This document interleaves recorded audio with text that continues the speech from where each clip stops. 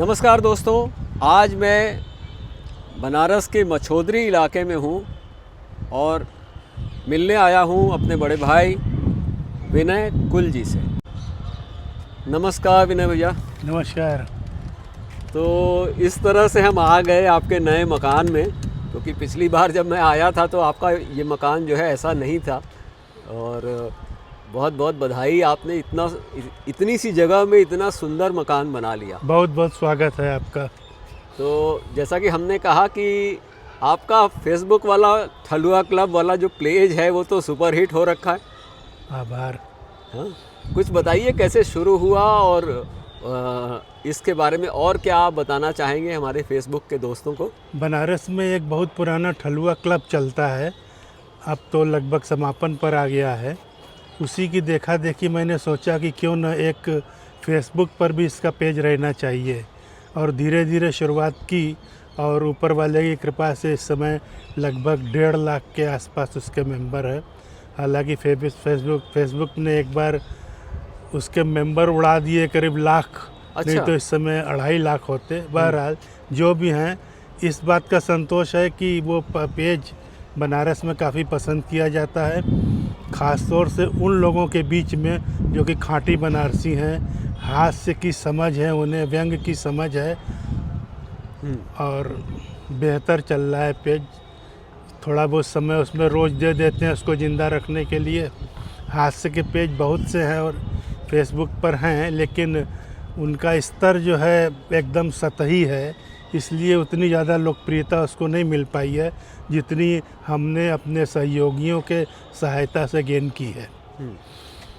हास्य बोध जो है कैसे बदल रहा है? हास्य की समझ लोगों की धीरे धीरे कमज़ोर होती जा रही है।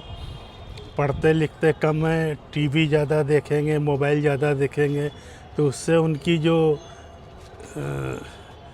क्षमता है सोचने समझने की, मंथन करने की, चिंतन करने की, वो धीरे धीरे कमज़ोर होती जा रही है। इसलिए उनका हास्य बोध की समझ भी कमज़ोर हो गई है। तो इस क्या चैलेंजेज आते हैं? जैसे आप देखते होंगे जब से शायद लगभग 10 साल हो गए आपको ये पेज चलाते हुए, लगभग, है ना? तो 10 सालों में ये हास्य बोध जिस तरह के लोग अपने चुटकुले भेजते होंगे, उसमें क्या परिवर्तन आया है? उसमें अमूमन 50% लोग तो दूसरे पेजों से चुरा के भेजते हैं, और 25% जो बच गए वो उनको समझ ही नहीं है कि ये हास्य है कि नहीं, भेज देंगे। हकीकत ये है कि हमारे पास रोज़ जितनी भी रचनाएं आती हैं उसमें से 98% रिजेक्ट हो जाती है, केवल 2% किसी की ठीक लगती है तो ले लेते हैं। दूसरी बात यह कि फेसबुक में ऐसा इंतज़ाम है कि आप किसी की भी रचना देख के ये सर्च कर सकते हैं कि ये उसकी मौलिक है या कहीं से उड़ाई गई है। अगर कहीं से उड़ाई गई है तो वो आपको तुरंत फेसबुक बता देगा। तो उस तरीके से भी जांच लेते हैं और उनको रिजेक्ट कर देते हैं। बनारस के बारे में भी कुछ बताइए, क्योंकि अभी जैसे मैं यहाँ आया तो जिस तरह के टूरिस्टों का रेला यहाँ दिखाई पड़ रहा है कि बनारसियों को ढूंढ ढूंढ के मिलना पड़ता है अभी। ये बात सही है। ये कॉरिडोर बन जाने के बाद बनारस के ऊपर पर्यटकों का इतना ज़्यादा दबाव बढ़ गया है कि अब अपने ही खोजना बड़ा मुश्किल हो गया है। हम लोगों को भी इस भीड़ भाड़ में इतने ज़्यादा ट्रैफिक हो गए हैं, वन वे हो गए हैं कि कहीं जाने के पहले सोचना पड़ता है यहाँ जाना है, किधर से जाएं, कैसे जाएं, किस सवारी से जाएं। बनारस अपनी पहचान धीरे धीरे खोता जा रहा है। हम आप जैसे कुछ सीनियर बच्चे हैं आखिरी पीढ़ी के, जो उस हास्य व्यंग की मस्ती को और बनारसीपन को जीवित रखे हुए हैं।